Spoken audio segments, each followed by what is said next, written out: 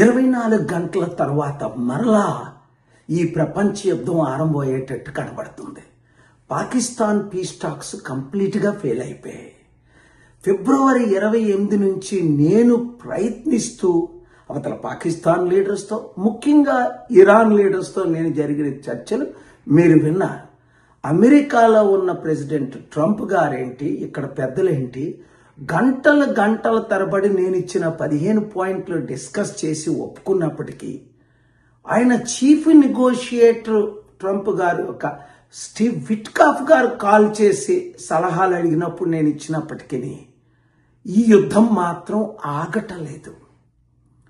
మీరందరూ ప్రార్థించమని మరొకసారి కోరుతున్నాను. ఎందుకంటే ఇప్పుడు మన తెలుగు రాష్ట్రాల్లో, మన దేశంలో చూడండి, 3,000 రూపాయలు ఇచ్చినా వంట గ్యాసులు దొరకట్లేదు. ధరలు అత్యధికంగా అన్ని రంగాల్లో పెరిగిపోయి 850 కోట్లలో దాదాపు 800 కోట్ల మందికి జనాలకి నష్టం కలిగిస్తుంది. ఈ విషయంలో నేను ఇప్పుడు వాషింగ్టన్ డీసీలో దాదాపు 40-45 రోజులుగా ఉన్నాను.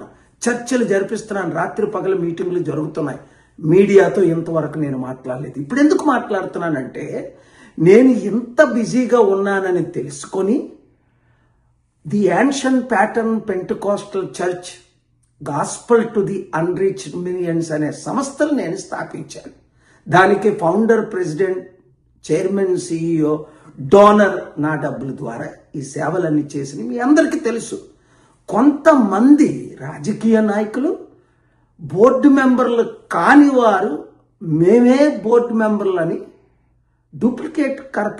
డూప్లికేట్ పత్రాలు తీసుకొని, ఏయో ఆర్డర్స్ తీసుకొని వెళ్ళి కొంతమంది దగ్గర ఈ భూములు మావి అని వాళ్ళు చెప్పుకొని అమ్మటానికి ప్రయత్నిస్తున్నారు. కొంతమంది అడ్వాన్స్ కూడా ఇచ్చారట.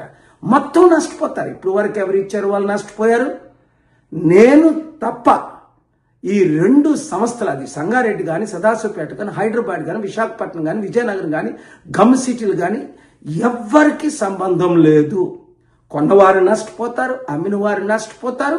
తగిన చర్యలు chief justice of India, CBI director, ప్రధానమంత్రి, హోమ్ మినిస్టర్ మొదలుకొని ఏ రాజకీయ నాయకులు వీళ్ళకి మద్దతు ఇస్తున్నారో, ఎవరు అమ్ముతున్నారో తగిన చర్యలు తీసుకుంటున్నాను. దేవుని పని మీద ఉన్నప్పుడు సైతానులు ద్వారా మీరు మోసపోకూడదని ఈ వీడియో మీడియా ద్వారా అందరికీ నేను పంపిస్తున్నాను.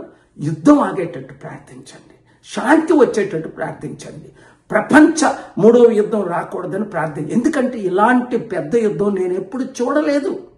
44 సంవత్సరాలుగా సేవ చేస్తున్నాను. కానీ ఏ యుద్ధమైనా 3 రోజులు, లైబీరియా యుద్ధం అయితే 30 రోజులు, హైటీ యుద్ధం అయితే 3 రోజులు, 7 యుద్ధాలు ఆపగలిగాను. కానీ ఇది మాత్రం కేవలం దేవుని ద్వారా, ప్రజలందరూ మీరు ప్రార్థించిన ద్వారా ఆగుతుంది.